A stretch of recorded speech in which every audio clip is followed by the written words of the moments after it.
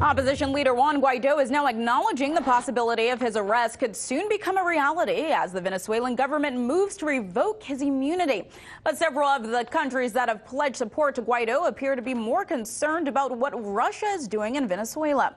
RT's Rachel Blevins joins us now from the newsroom with the latest. Rachel?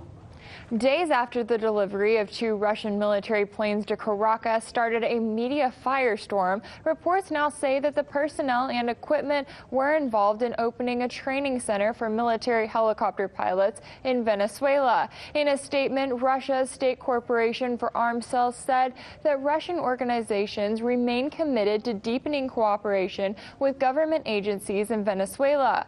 Following the news of Russia's presence in the country, the United States has demanded that it come to an end, with Special Envoy Elliot Abrams claiming that the U.S. has options and it would be a mistake for the Russians to think that they have a free hand. But U.S. officials are not the only ones who seem concerned about involvement from Russia. The UK's Foreign Secretary defended the opposition and argued that what Venezuela needs is not Russian military deployments, but a return to democracy through free and fair elections.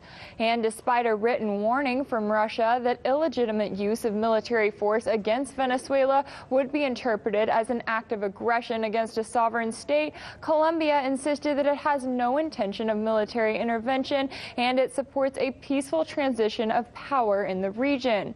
In response to the comments on Moscow's motives, Russia's foreign minister noted that they are following up on an agreement from 2001, and he rejected the allegation that the goal is to create a second Syria in Venezuela. Following a visit to Turkey, Venezuela's foreign minister met with officials in Lebanon, where he addressed concerns about influence from other countries. He said the current foreign interference in Venezuela is not coming from Russia. There's no interference. We have had cooperation, military, technical cooperation with Russia for over 17 years. It's just developing as it should. There's the only interference we have had for 20 years, every day of every week, of every month, of every year, is from the United States.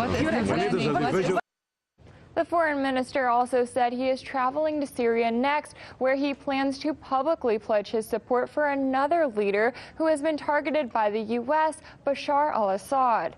Meanwhile, Venezuela's National Constituent Assembly has revoked opposition leader Juan Guaido's immunity, which paves the way for his prosecution and potential arrest. Guaido acknowledged that he could be arrested by the Maduro government, and he insisted that he has already been contacted by dozens of foreign ministers and presidents who are concerned about the situation.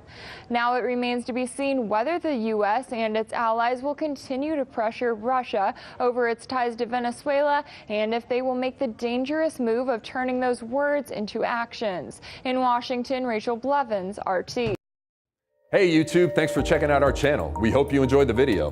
We have tons of content for you just like this. For more of RT America's one-of-a-kind news and analysis, be sure to subscribe and never stop questioning more.